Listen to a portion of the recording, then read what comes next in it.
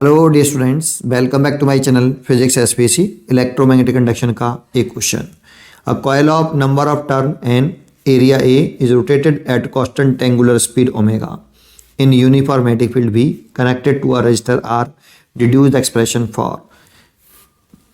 ये दो एक्सप्रेशन पूछा है। शुरुआत करते हैं। देखो सपोज कर लो इनिशियली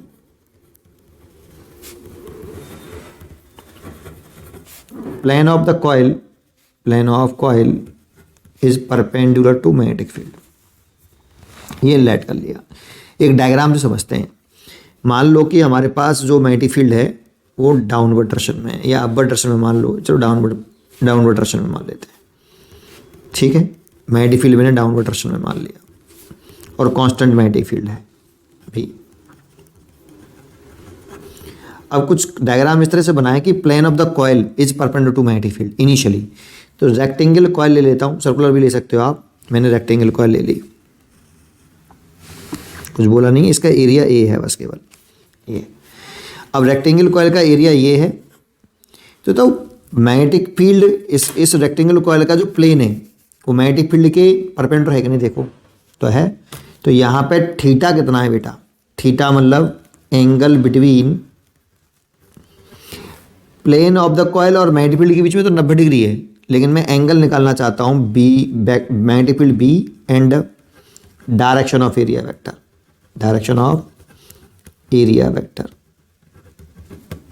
ए, तो वो 0 डिग्री होगा, क्योंकि एरिया की जो डायरेक्शन होती है वो प्लेन के परपेंडिकुलर आउटवर्ड डायरेक्शन में होती है।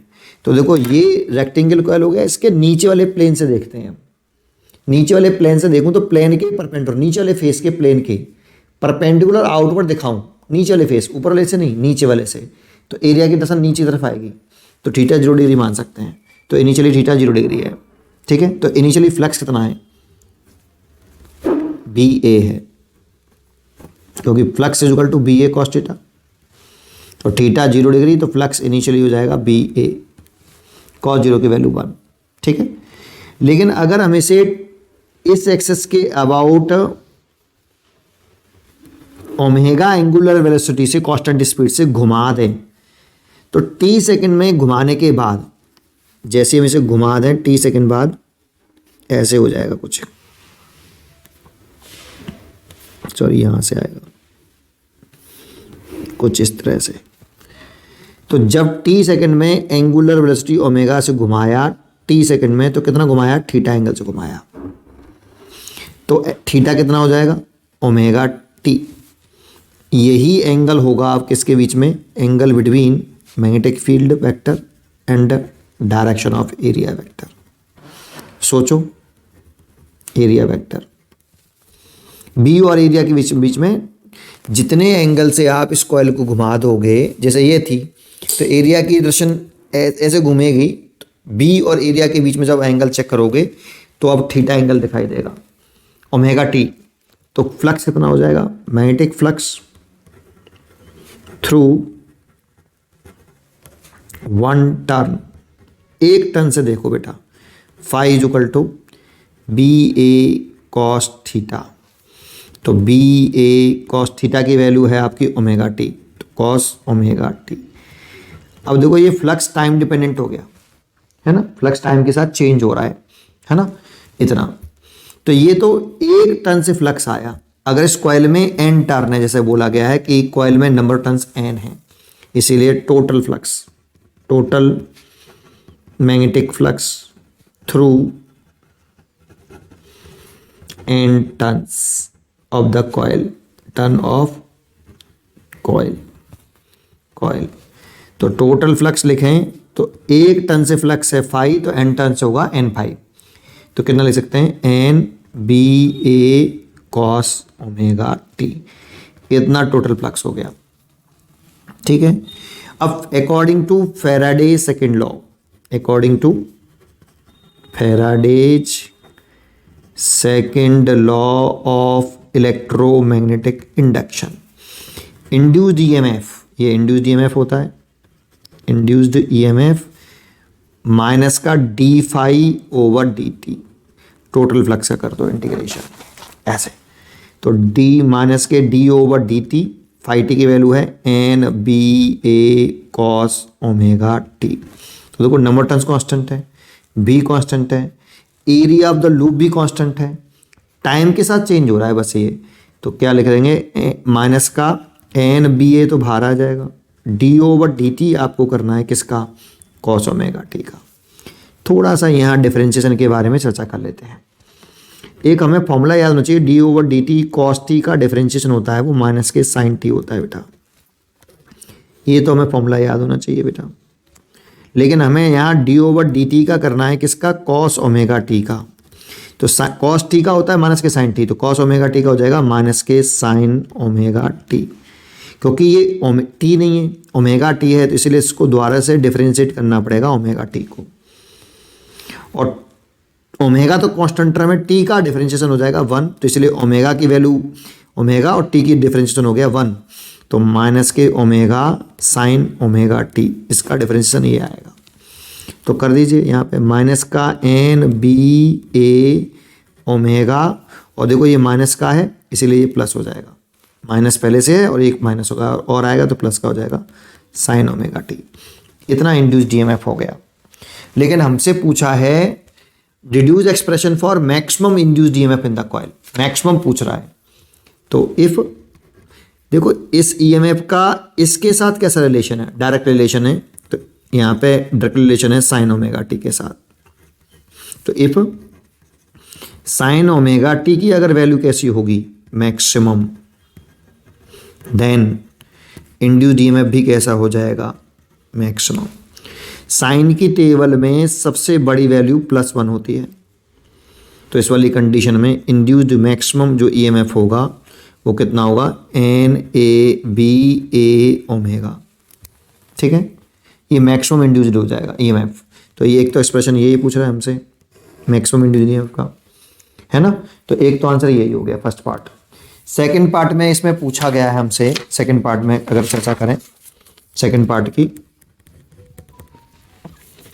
सेकंड पार्ट में पूछा गया है कि power dissipation in the coil, है ना। तो पावर का जो फॉर्मूला होता है, एक तो होता है ईएमएफ इंटू आई, और आई बराबर होता है EMF upon are.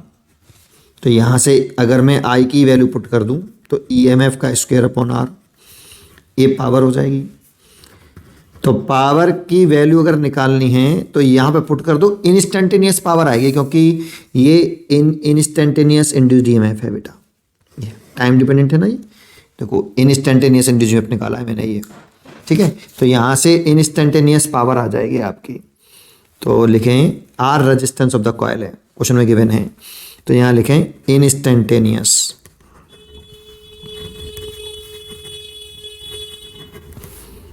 Power dissipated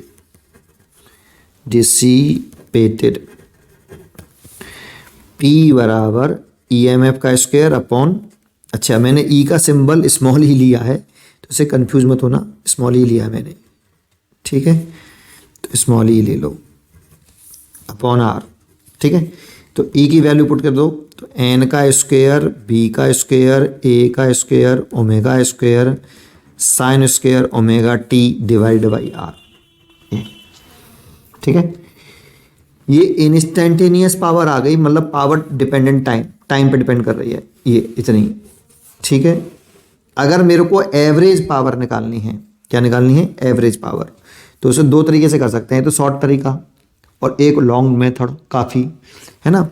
तो कैसे सर, एक्चुअल में एवरेज पावर जब हम निकालते हैं वन कंप्लीट साइकिल में, और अगर कोई फंक्शन टाइम डिपेंडेंट होता है तो उसका एवरेज पावर निकाला जाता है ऐसे, P D T over integration D T, और कंप्लीट साइकिल में निकालना है 0 से t और 0 से t, ऐसे। अब इसको सॉल्व कर लें अगर हम, तो डी टी का इंटीग्रेशन तो कितना होता है 0 से t, और p की वैल्यू ये वाली पुट कर दें, एन स्क्वायर, लॉन्ग मेथड है ये, बी स्क्वायर भी शॉर्ट बता दूंगा direct, omega square over R, और ये साइन स्क्वायर, अच्छा आर स्क्वायर भी आएगा, और नहीं हाँ आर ही आएगा केवल, sine square omega T D T, ये। और इसको सॉल्व कर लें अगर हम, तो डी टी का कंडीशन टी हो जाएगा, लिमिट पुट करें t - के 0, तो डिनोमिनेटर में 1/t आ जाएगा। इसको सॉल्व करो 1/t आएगा। अब इसको इंटीग्रेट करना है तो इसको बाहर निकाल लेते हैं हम। एन स्क्वायर कॉन्स्टेंट टर्म बाहर आ जाएंगे, बी स्क्वायर ए square omega square over R और ये कैपिटल टी। इंटीग्रेशन 0 से t sine square omega T D T. ऐसे एक शॉर्ट मेथड भी बता दूंगा, पहले इसको पूरा कर देता हूँ, ठीक है। एक शॉर्ट मेथड भी बता दूंगा।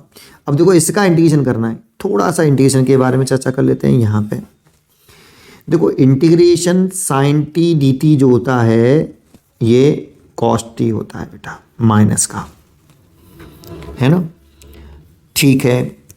तो sine T D T cos T होता है माइनस का, लेकिन स्क्वायर नहीं होता बेटा, इसमें स्क्वायर है तो इसमें पहले हमें इस स्क्वायर को उठाना पड़ेगा।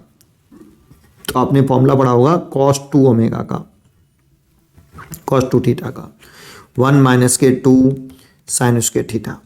तो देखो sine square theta, sine square को उठाने का तरीका क्यों उठा रहे हैं, क्योंकि साइन के उसमें इंटीग्रेशन में स्क्वायर नहीं होता फॉर्मूले में, ठीक है। तो यहाँ से 2 साइन स्क्वायर थीटा निकालें तो इसको इधर इसको इधर, तो 1 माइनस कॉस 2 थीटा। और यहाँ से साइन स्क्वायर थीटा निकालें तो 2 को नीचे ले आएँ तो 1/2 माइनस 1/2 कॉस 2 थीटा। ये लगा दो इस जगह पे। तो एन स्क्वायर बी स्क्वायर ए square omega square over r t r लिख देता हूँ, चलो, है ना। इसको इंटीग्रेशन नहीं कर रहे भी, 0 to t चेंज कर लेते हैं साइन स्क्वायर ओमेगा टी को। थीटा की जगह पे ओमेगा टी लिख लो बेटा आप, तो साइन स्क्वायर ओमेगा टी दिखाई देगा। तो कितना लिख सकते हो, 1/2 माइनस 1/2 कॉस 2 ओमेगा टी और ये डी टी। इसे बड़ा ब्रैकेट लगा लो इस जगह पर, सॉल्व करो। एन स्क्वायर बी स्क्वायर ए square omega square upon t r ऐसे रहने दो, ठीक है। इसको ऐसे इंटीग्रेट, इधर से इंटीग्रेशन का मल्टीप्लाई, इधर से डी टी का मल्टीप्लाई। तो इंटीग्रेशन 0 to t 1/2 बाहर निकाल लिया डी टी माइनस 1/2 बाहर निकाल लिया, integration 0 to t cos 2 omega T D T. तो हमें तो यहाँ कॉस टी का इंटीग्रेशन चाहिए होगा, कॉस टी डी टी का, तो होगा साइन टी ऐसे, ठीक है। अच्छा चलिए तो सॉल्व करते हैं बेटा। तो एन स्क्वायर, ये एवरेज पावर निकाल लें, इंस्टेंटेनियस पावर तो ये हो गई, ये एवरेज पावर चल रही है बेटा आपकी, एवरेज पावर, ठीक है, कंप्लीट साइकिल में। एन स्क्वायर बी स्क्वायर ए square omega square over t r, इसमें डी टी का इंटीग्रेशन करेंगे तो टी और 1/2 बाहर ही है, लिमिट लिखेंगे 0 से t माइनस 1/2, इसका इंटीग्रेशन कर लो। तो इसका इंटीग्रेशन आएगा साइन 2 ओमेगा टी, और एक्स्ट्रा क्या है इसमें 2 ओमेगा। जो इसमें एक्स्ट्रा होता है ना वो डिवाइड में आता है, और डिफरेंशिएशन में एक्स्ट्रा होता है, एक्स्ट्रा क्या था ओमेगा, तो वो मल्टीप्लाइड में आता है। थोड़ा सा इतना ध्यान रखिए। तो एक्स्ट्रा क्या है 2 ओमेगा, तो 2 ओमेगा बाहर आ जाएगा, नीचे आ जाएगा डिनोमिनेटर में, और ये 0 से t ऐसे। तो ये चला आ रहा है N square B square A square omega square divide by T R, है ना। ये तो लिमिट पुट कर दें तो 1/t/2 आ गया, देखो बेटा, t माइनस के 0 तो t/2 आ जाएगा, माइनस 1/4 ओमेगा हो गया। ये 2 ओमेगा मैंने बाहर निकल लिया यहाँ पे, और यहाँ लिख रहा हूँ साइन 2 ओमेगा की वैल्यू होती है 2 पाई अपॉन टाइम पर टी, तो ओमेगा की वैल्यू लिख रहा हूँ 2 पाई कैपिटल टी, और फिर अपर लिमिट लिख रहा हूँ स्मॉल टी की जगह पे कैपिटल टी, माइनस फिर इस स्मॉल टी की जगह पर लोअर लिमिट लिख रहा हूँ, तो साइन 0 हो जाएगा बेटा। भाई इस टी की जगह पे पहले अपर लिमिट लिखिए, माइनस लगा के लोअर लिमिट पुट करिए, ये तो बाहर आ गया था, ठीक है। तो एन स्क्वायर बी स्क्वायर ए square omega square upon t r, ये तो t/2 माइनस, ये देखो t से t कट गया, साइन 4 पाई हो गया। साइन 0 की वैल्यू 0 होती है, साइन पाई की वैल्यू भी 0 होती है, साइन 2 पाई की वैल्यू भी 0 होती है, साइन 3 पाई की वैल्यू भी 0 होती है, और साइन 4 पाई की वैल्यू भी 0 होती है, साइन 5 पाई साइन 6 पाई 7 पाई सबकी 0 होती है। तो 4 पाई आ रहा है, तो 1/4 ओमेगा, इसकी वैल्यू 0 और साइन 0 होती है, तो ये पूरा 0 हो गया, दिख रहा है। तो ये टी, ये बचा बस केवल टी से टी कट गया, तो ये आ गया एन स्क्वायर बी स्क्वायर ए square omega square over 2r। इतनी एवरेज पावर आई बेटा, एवरेज पावर इतनी आई।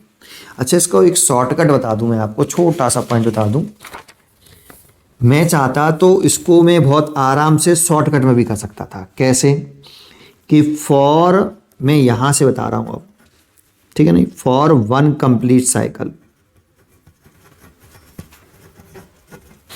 के लिए साइन स्क्वायर ओमेगा टी की जो एवरेज वैल्यू होती है वो 1/2 होती है कंप्लीट साइकिल के लिए। ये याद होनी चाहिए। साइन स्क्वायर ओमेगा टी की 1/2, कॉस स्क्वायर ओमेगा टी की 1/2, साइन 2 ओमेगा टी की 0, साइन ओमेगा टी की 0, कॉस ओमेगा टी की 0। ये 4-5 वैल्यू हमें याद होनी चाहिए। इसकी एवरेज वैल्यू भी इसी से निकाली है, कुछ अलग नहीं है। साइन स्क्वायर ओमेगा टी की एवरेज वैल्यू निकालनी है तो integration sign square omega T D T और इंटीग्रेशन डी टी, 0 से टी और 0 से टी। तुम इसे सॉल्व करो तो ये 1/2 आएगा सॉल्व करके, लिमिट 0 to t होनी चाहिए। ठीक है, तो ये डायरेक्ट यूज कर सकते हो, इसीलिए एवरेज पावर लिख रहे हो तो एन स्क्वायर बी स्क्वायर ए square omega square upon r और साइन स्क्वायर ओमेगा टी की एवरेज वैल्यू, और इसकी एवरेज वैल्यू होती है 1/2। तो एन स्क्वायर बी स्क्वायर ए square omega square upon 2r, ये एवरेज पावर है। डायरेक्ट आप ऐसे भी कर सकते हो, ठीक है, पर ये याद होनी चाहिए। ये आप इसको एवरेज निकालने का तरीका हमने बताया, ये बस किसी का भी एवरेज निकालने का तरीका यही होता है, बस वो टाइम डिपेंडेंट होना चाहिए। इंपॉर्टेंट वर्ड पॉइंट ये है, ठीक है। आप चाहो तो ऐसे कर लो, आप चाहो तो ऐसे भी कर सकते हो। शॉर्टकट ये सेकंड मेथड हो गया एवरेज पावर निकालने का, ठीक है। पढ़ते रहिए और खुश रहिए।